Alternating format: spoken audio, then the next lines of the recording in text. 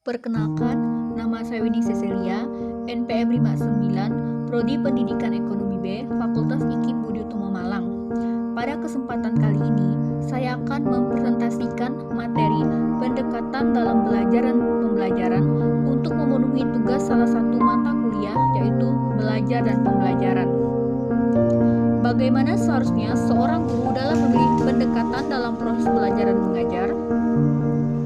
Setiap guru tidak selalu mempunyai pandangan yang sama dalam menilai siswa. Hal ini akan mempengaruhi pendekatan yang guru ambil dalam pengajaran. Guru yang memandang siswa sebagai pribadi yang berbeda dengan anak didik lainnya akan berbeda dengan guru yang memandang siswa sebagai makhluk yang sama dan tidak ada perbedaan dalam segala hal. Maka sangat penting meluruskan kekeliruan dalam memandang setiap siswa.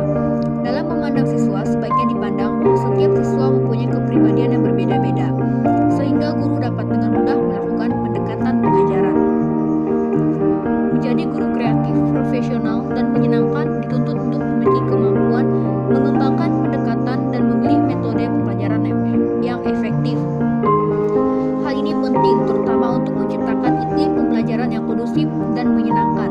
Cara guru melakukan sesuatu kegiatan pembelajaran mungkin memerlukan pendekatan dan metode yang berbeda dengan pembelajaran lainnya.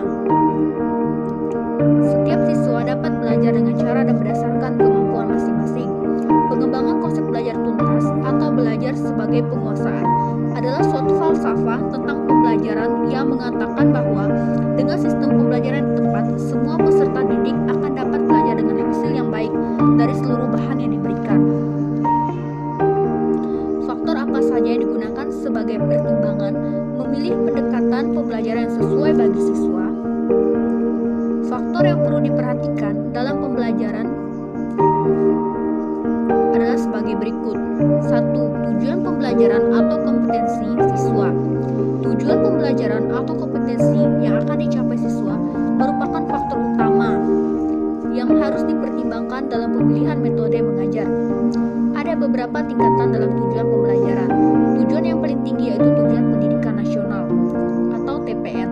Kemudian dijabarkan pada tujuan satuan pendidikan atau institusional, tujuan bidang studi atau mata pelajaran, dan tujuan pembelajaran atau instruksional. 2. Karakteristik bahan pelajaran atau materi pelajaran. Salah satu faktor yang perlu dipertimbangkan dalam memilih metode mengajar adalah karakteristik bahan pelajaran. Jenis pendekatan yang mana yang sesuai dan efektif diterapkan dalam pembelajaran ekonomi di sekolah. Metode pembelajaran efektif di bawah ini adalah beberapa metode pembelajaran efektif yang mungkin bisa kita persiapkan. 1. Metode debat.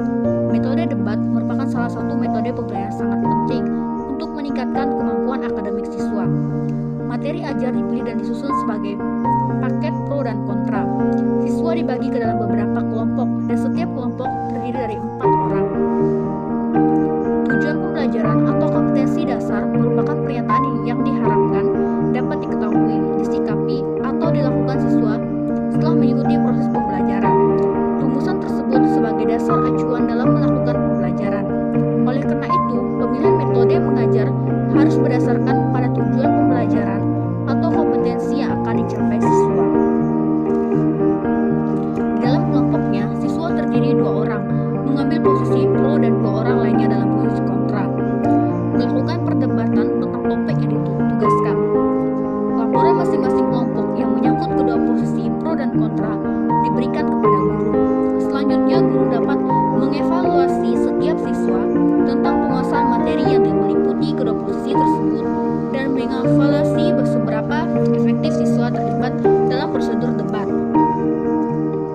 Yang kedua, metode role playing. Metode role playing adalah suatu cara penguasaan bahan-bahan pelajaran melalui pengembangan imajinasi dan penghayatan siswa. Pengembangan imajinasi dan penghayatan dilakukan siswa dengan memerankannya sebagai tokoh hidup atau benda mati. Permainan ini pada umumnya dilakukan lebih dari 1 orang.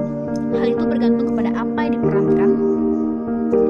Kelebihan metode role playing melibatkan seluruh siswa dapat berpartisipasi mempunyai kesempatan untuk memajukan kemampuannya dalam bekerja sama.